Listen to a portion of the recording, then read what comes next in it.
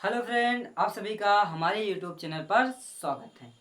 आज हम पढ़ाने वाले हैं क्लास 10 विज्ञान, कार्बन तथा इसके यौगिक के बारे में। हमारा इस चैप्टर से हमारा आज का टॉपिक है एसिटिक अम्ल के परीक्षण। एसिटिक अम्ल के क्या है? परीक्षण है। बहुत ही आसान टॉपिक है। क्या है? बहुत ही आसान है और आपके बोर्ड एग्जाम के लिए भी बहुत ही ज़्यादा इम्पोर्टेंट है। तो देखिए, आपको इस रिएक्शन को रट्टा मारने की ज़रूरत नहीं है। सॉरी, रिएक्शन नहीं, इसकी परीक्षण को रट्टा मारने की आवश्यकता नहीं है। बस थोड़ा सा आप समझ लीजिए। क्यों? क्योंकि आप छोटी क्लास में भी इसके बारे में पढ़े हैं और यहाँ फिर से पढ़ रहे हैं और बहुत ही छोटा सा है। तो देखिए क्या है इसका परीक्षण। यह नीले लिटमस पेपर को क्या कर देता है? लाल कर देता है। जब लाल कर देता है तथा इसे सिरके जैसी विशिष्ट गंध आती है। इससे सिरके जैसी विशिष्ट गंध आती है। क्या? यह नीले लिटमस पेपर को लाल कर देता है। इससे सिरके जैसी विशिष्ट गंध आती है। क्यों विशिष्ट गंध आएगी? क्योंकि सिरका ही तो है ये हमारा। एसिटिक अम्ल क्या है? सिरका ही तो है। क्या है भैया? सिरका। सिरका के बारे में ही तो हम पढ़ रहे हैं। तो सिरके जैसी गंध नहीं आएगी तो क्या आएगा? समझ में आया? या नीले लिटमस पेपर को लाल कर देता है। इससे सिरके जैसी विशिष्ट गंध आती है। अगला हमारा आ गया, इसमें रिएक्शन भी है और परीक्षण भी है। चलिए परीक्षण करते हैं। इसको शांत सल्फ्यूरिक अम्ल की उपस्थिति में किसको? एसिटिक अम्ल को। क्या है सूत्र? CH3COOH किसकी उपस्थिति में? सांद्र सल्फ्यूरिक अम्ल। थोड़ा सा हम जगह लेते हैं, उसके बाद सांद्र सल्फ्यूरिक अम्ल की उपस्थिति देते हैं। इसी रिएक्शन पे इसकी क्या है? थ्योरी है, जो इसका परीक्षण लिखा गया है। उपस्थित में एथेनॉल। एथेनॉल का सूत्र क्या है? C2H5OH के साथ गर्म करने पर क्या करेंगे? गर्म करेंगे।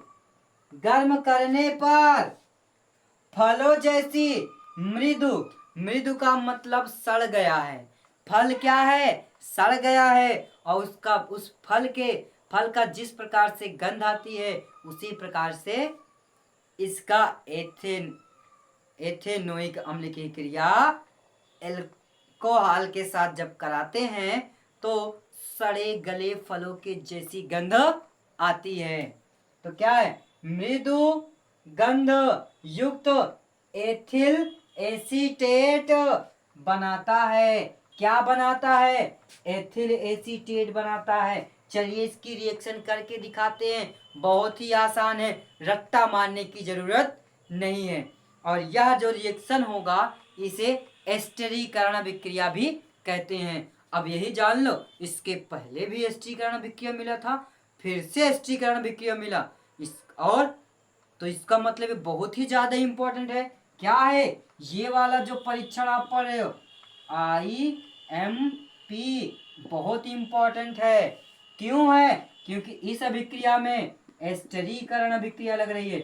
एस्टरीकरण अभिक्रिया लग रही है। अभी हम आपको अभिक्रिया करके दिखाते हैं। तो क्यों इसमें एस्टरीकरण अभिक्रिया लग रहा है वो भी आपको हम बता देते हैं। देखिए, जो ये हाइड्रोजन है, ये वाला हाइड्रोजन इसके हाइड्रोक्साइड समूह से जुड़ जाएगा। क्यों? क्योंकि इसे यहां से ब्रेक करो, इसे यहां से ब्रेक कर दो। ये हो गया हमारा निगेटिव, ये हो गया पॉजिटिव, ये हो गया निगेटिव, ये हो गया ये हो गया पॉजिटिव, वो हो गया negative. Negative positive, positive negative. तो इसका निगेटिव उसके पॉजिटिव के साथ, इसका निगेटिव इसके पॉजिटिव के साथ। और यही अभिक्रिया पहले चैप्टर में आप आयनों का क्रम में आयनों का अदला बदली हो जाता है तो उसे कौन सी विक्रिया कहते हैं? द्विविस्थापन। कौन सा? द्विविस्थापन अभिक्रिया कहते हैं। किसमें? जिसमें आयनों का अदला बदली हो जाए। जिस अभिक्रिया में आयनों का अदला बदली हो जाता है उसे द्विविस्थापन अभिक्रिया कहते हैं। और अब इस रिएक्शन को करके दिखाते हैं तो क्या कहेंगे? ये निगेटिव वाला इसके पॉजिटिव के साथ, तो CH3COO है कि नहीं है? CH3COO है। ये छोटा सा बन गया, छोटा नहीं होना चाहिए। यहाँ पॉजिटिव क्या है? C2H5 है, C2H5। अब प्लस में क्या निकलेगा? हाइड्रोक्साइड और हाइड्रोजन, तो बना देगा जल। तो क्या परिभाषा हो जाएगी? इसका नाम क्या है? नाम जान लीजिए, उसके बाद काम जानते हैं इसका। समझ में तो आ ही गया होगा। यदि आपको भैया समझ में आ रहा है तो थोड़ा सा अपना सपोर्ट हमें दीजिए और चैनल को सब्सक्राइब कीजिए, बेल आइकन दबाइए और लाइक करना ना भूलें। एथेनोइक अम्ल, इसका नाम है एथेनॉल। इसका नाम है, ये सामने ऊपर ही तो लिखा है इसका नाम। इसका नाम ये सामने ही लिखा है, मेथिल एथिल। एथिल का मतलब ये हो गया, एसीटेट का मतलब ये हो गया, तो एथिल एसीटेट। परिभाषा समझ लीजिए। ये उपयोग यानी परीक्षण क्या लिखा गया है? जब इस पे नाम लिख करके आप रिएक्शन पे परिभाषा लिख सकते हो, कोई दिक्कत नहीं। रिएक्शन पे इसकी थ्योरी बता सकते हो, कोई दिक्कत नहीं है। जब एथेनोइक अम्ल की क्रिया एथेनॉल या तो शांत सल्फ्यूरिक अम्ल की उपस्थिति में गर्म करने पर, एथेनॉल के साथ गर्म करने पर, एथेनॉल के साथ गर्म करने पर एथिल एसीटेट प्राप्त होता है। इसका गंध फलों, मृदु फलों के जैसी गंध उत्पन्न होती है। मृदु फलों के जैसी गंध उत्पन्न होती है। यदि आपको वीडियो पसंद आई हो तो जल्दी से भैया हमारे चैनल को सब्सक्राइब करें, लाइक करें और बेल आइकन दबाना ना भूलें, क्योंकि हमारा सपोर्ट आप ही कर सकते हैं, कोई और नहीं कर सकता है। एक बार फिर से परिभाषा इसकी समझेंगे। एथेनोइक अम्ल की क्रिया शांत सल्फ्यूरिक अम्ल की उपस्थिति में एथेनॉल के साथ गर्म करने पर एथिल एसीटेट प्राप्त होता है। इसकी गंध मृदु फलों जैसी होती है। समझ में आया? इस अभिक्रिया को एस्टरीकरण अभिक्रिया भी कहते हैं। क्यों? क्योंकि बीच में ये जो समूह आया है ये एस्टर का क्रियात्मक समूह है।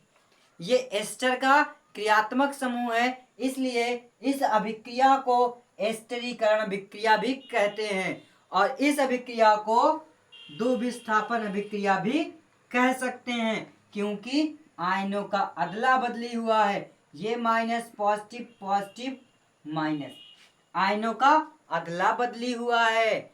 ये द्विविस्थापन भी अभिक्रिया कह सकते हैं और एस्टरीकरण अभिक्रिया भी कह सकते हैं।